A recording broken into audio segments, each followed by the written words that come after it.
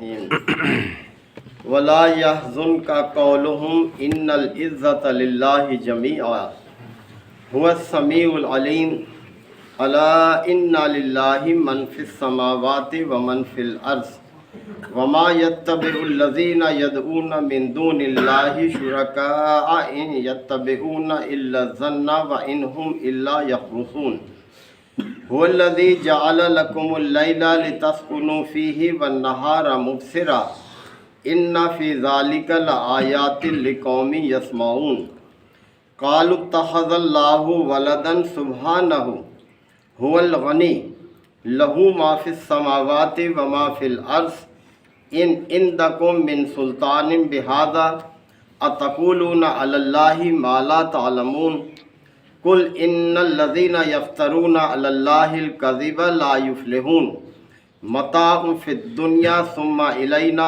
مرجعهم ثم نذيقهم العذاب الشديد بما كانوا يكفرون صدق اللہ مولانا العظیم۔ سورہ یونس کے یہ 7ویں رکوع کی اختتامی آیات ہیں۔ اللہ تعالیٰ نے اس کائنات کی سب سے بڑی حقیقت توحید کی طرف توجہ دلائی ہے ان آیات میں، اور متوجہ کیا ہے کہ دیکھو اس سے انکار کرو گے، اللہ کے ساتھ دوسروں کو شریک کرو گے تو بڑا بھیانک انجام ہے۔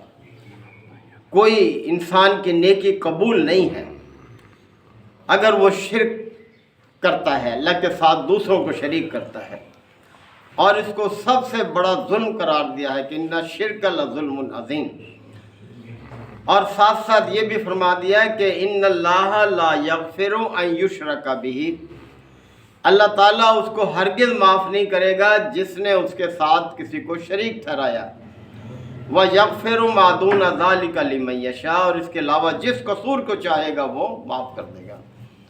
تو اس حوالے سے اللہ تعالیٰ نے یہ آیات رکھی ہیں۔ فرمایا جا رہا ہے کہ وَلَا يَحْزُنْكَ قَوْلُهُمْ، کہ اے نبی صلی اللہ علیہ وسلم آپ کو تسلی دی جا رہی ہے۔ آپ توحید کی دعوت پیش کر رہے تھے، لوگ جو تھے وہ بتوں کو پوج رہے تھے، طرح طرح کے معبود بنائے ہوئے تھے، تو فرمایا کہ آپ کو رنجیدہ نہ کرنے پائیں ان کے یہ باتیں۔ آپ صلی اللہ علیہ وسلم کو بڑا رنج ہوتا تھا لوگوں کو اس راستے پر چلتے ہوئے دیکھ کر کے اللہ کو چھوڑ کر کس چیز کو اپنا رہے ہیں، تو فرمایا وَلَا يَحْزُنْكَ قَوْلُهُمْ، اے نبی صلی اللہ علیہ وسلم ان کی یہ باتیں آپ کو غمناک رنجیدہ نہ کرنے پائیں۔ ان العزت للہ جمیعا، عزت تو ساری کے ساری اللہ ہی کے اختیار میں ہے، وہ جسے چاہے عزت دے، جسے چاہے ذلت دے، اور عزت اسی کو ملے گی جو اللہ کی اطاعت اور بندگی کو اختیار کرے گا، دنیا میں بھی آخرت میں بھی۔ وہ السمیع العلیم، اور وہ سب کچھ سنتا ہے، جانتا ہے، یعنی جو کچھ یہ لوگ کر رہے ہیں، آپ کی دعوت کو قبول نہیں کر رہے اور دوسرے راستے کو اختیار کیے ہوئے ہیں، تو اللہ تعالیٰ سنتا بھی ہے، جانتا بھی، اس سے کوئی کسی کی حرکت پوشیدہ نہیں ہے، وہ سب کچھ جانتا ہے۔ الا ان للہ من فی السماوات ومن فی الارض، اور سنو آسمانوں میں کوئی مخلوق ہو یا زمین میں ہو، جاندار ہو یا بے جان ہو، سب کس کی ملکیت ہے؟ اللہ کی ملکیت۔ اللہ نے پیدا کیا ہے، اللہ نے قائم رکھا ہوا ہے انہیں، اللہ قائم نہ رکھے تو ختم ہو جائیں سب چیزیں۔ اب ہم جو چل پھر رہے ہیں کس وجہ سے؟ اللہ نے ہمیں قائم رکھا ہوا ہے، اس نے ہمیں چلانا پھرانے کا سلسلہ رکھا ہوا ہے، جب چاہے گا ختم کر دے گا یہ صلاحیت۔ تو فرمایا جا رہا ہے کہ سن لو، غور کرو، ان للہ من فی السماوات ومن فی الارض، جو بھی مخلوق آسمانوں میں ہے یا زمین میں ہے سب اللہ ہی کی ملکیت ہے۔ جب اس کی ملکیت ہے تو پھر اطاعت بھی اس کی ہونی چاہیے، بندگی بھی اس کی ہونی چاہیے۔ وما یتبع الذین یدعون من دون اللہ شرکا، اور جو لوگ اللہ کے ساتھ دوسروں کو شریک کیے ہوئے ہیں، دوسروں کو پکارتے ہیں، وہ کیا کر رہے ہیں؟ ان یتبعون الا الظن، وہ تو صرف گمان کی پیروی کر رہے ہیں۔ وَإِنْ هُمْ إِلَّا يَخْرُصُونَ، اور وہ قیاس آرائیوں پر ہی مبنی ہے ان کا عقیدہ۔ اب اس چیز کو واضح کر دیا۔ دیکھیں جو اللہ کی اطاعت اور بندگی کرتے ہیں ان کے پاس واضح سند ہے، دلیل ہے اور وہ دلیل کیا ہے؟ بھئی پیدا اس نے کیا ہے، قائم اس نے رکھا ہوا ہے ہمیں، لہٰذا ہم اسی کی بندگی کرتے ہیں۔ اور جو اللہ کے علاوہ دوسروں کی پوجا پرستش کرتے ہیں، ان کو معبود بناتے ہیں، ان کے پاس کیا دلیل ہے اس چیز کی؟ ان کے پاس دلیل صرف گمان ہے اور قیاس آرائیاں ہیں، یعنی کوئی سند نہیں ہے ان کے پاس اپنے اس عمل کی جو وہ اختیار کیے ہوئے ہیں اللہ کے مقابلے میں، یعنی اللہ کے ساتھ دوسروں کو جو شریک کر رہے ہیں، کوئی سند نہیں ہے ان کے پاس، کوئی دلیل نہیں ہے ان کے پاس۔ هو الذی جعل لکم اللیل، اب توجہ دلائی ہے کہ دیکھو یہ رات کتنی بڑی اس کی قدرت کی نشانی ہے، کتنے مفاد ہیں تمہارے اس سے وابستہ، جو اور فرمایا لتسکنوا فیہ، تاکہ تم اس میں سکون حاصل کرو، آرام۔ رات کی جو نیند ہے اس کا اپنا ایک لطف ہے۔ جو لوگ رات کو محنت مشقت کرتے ہیں، جاگتے ہیں، مزدوری کرتے ہیں، اور پھر دن میں اپنی اس سے کمزوری کو دور کرتے ہیں، یعنی کہ آرام کرتے ہیں، ان سے پوچھیں، وہ کہتے ہیں کہ وہ مزہ نہیں ہے دن کی نیند کا جو رات کو آتا ہے۔ تو محترم بھائیو، اللہ نے توجہ دلائی اس طرف کہ الذی جعل لکم اللیل لتسکنوا فیہ، وہی ہے جس نے تمہارے لیے رات بنائی تاکہ تم اس میں سکون حاصل کر سکو، والنہار مبصرا، اور دن کو روشن بنا دیا اس نے، اور یہ روز ہماری آنکھوں کے سامنے یہ تبدیلی ہو رہی ہے۔ کتنے مفادات اللہ تعالیٰ نے رکھے ہیں ان دونوں میں، جو ہے انسان کے لیے اس کے مفاد رکھے۔ ان فی ذالک لآیات لقوم یسمعون، اے نبی صلی اللہ علیہ وسلم یقیناً اس میں نشانیاں ہیں ان لوگوں کے لیے جو آپ کی بات غور سے سنتے ہیں، کان لگا کر سنتے ہیں، سمجھنے کے لیے، سبق حاصل کرنے کے لیے سنتے ہیں، ان کے لیے تو نشانیاں ہیں اس میں۔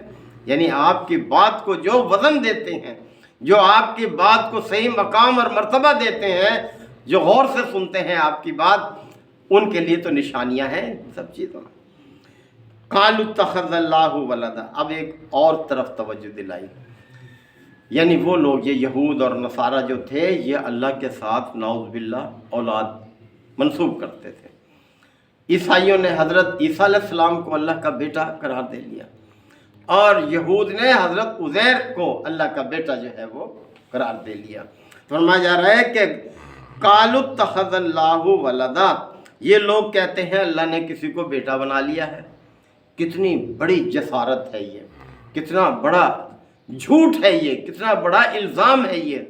یعنی اللہ کے ساتھ اولاد منسوب کرنا ایسے ہے کہ اللہ کو فانی سمجھنا۔ اولاد کی تو ہمیں ضرورت ہے کہ ہم فانی ہیں، ہمیں یہ ڈر ہوتا ہے کہ ہم مر جائیں گے تو چلو ہماری جو کچھ بھی ہے اس کا وارث ہونا چاہیے۔ تو اللہ کو تو یہ ہے ہی نہیں یہ چیز کہ وہ نعوذ باللہ کہ وہ فنا ہو، یعنی وہ تو ہمیشہ سے ہمیشہ رہنے والا ہے۔ اللہ کے ساتھ اولاد منسوب کرنا یہ سمجھنا ہے کہ اللہ جو ہے وہ بھی نعوذ باللہ وہ فانی ہے۔ تو فرمایا جا رہا ہے قالوا اتخذ اللہ ولدا، یہ لوگ کہتے ہیں کہ اللہ نے کسی کو بیٹا بنا لیا ہے۔ سبحانہ، وہ تو پاک ہے، یعنی اس کمزوری سے پاک ہے، اس ضرورت سے پاک ہے، اس حاجت سے پاک ہے کہ وہ کسی کو اپنی اولاد بنائے۔ اور جو اللہ کی اطاعت کرنے والے ہیں، دیکھیں وہ تو اللہ کو ہر وقت بے عیب ہونے کا اعلان کرتے ہیں۔ اب ہماری نماز ہے، دیکھیں آغاز ہی کس سے ہوتا ہے؟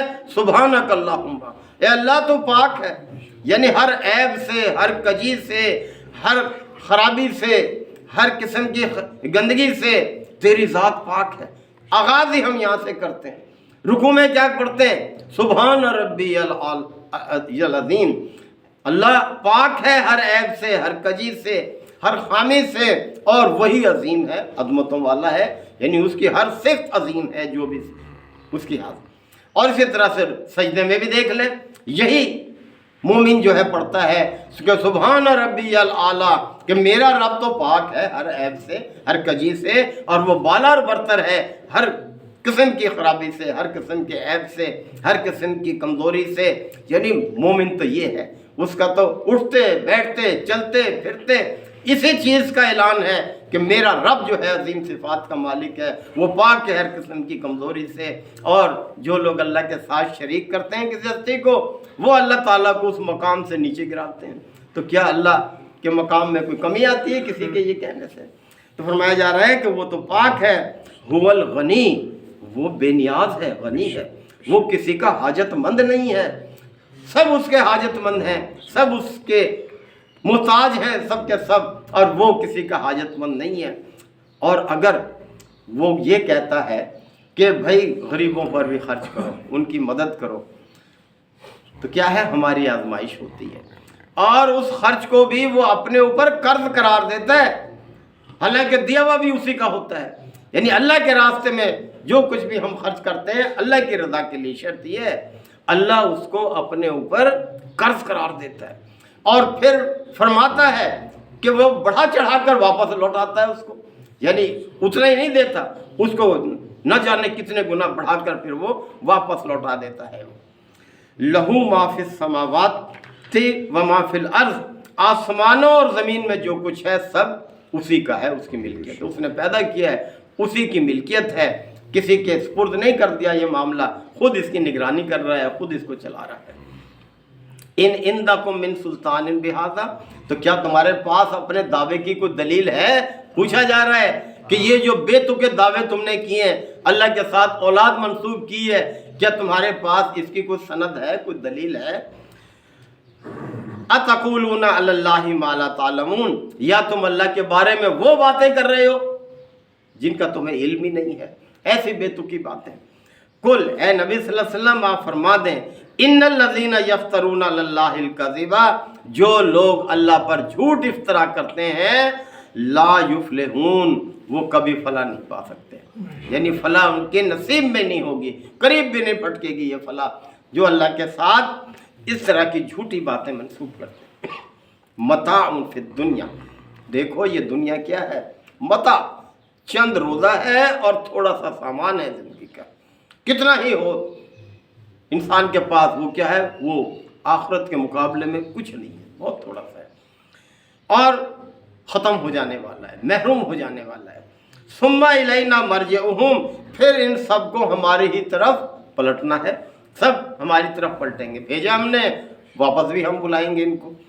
ثم نذیقہم العذاب الشدید، پھر ہم انہیں سخت عذاب کا مزہ چکھائیں گے، سخت عذاب کا مزہ چکھائیں گے، بما کانوا یکفرون، کس وجہ سے کہ انہوں نے کفر کیا۔ کفر کا مطلب ہوتا ہے ناشکری بھی، انکار بھی، کئی معنی، کہ انہوں نے اللہ کی ناشکری کی ہے، اور سب سے بڑی ناشکری کیا ہے محترم بھائیوں؟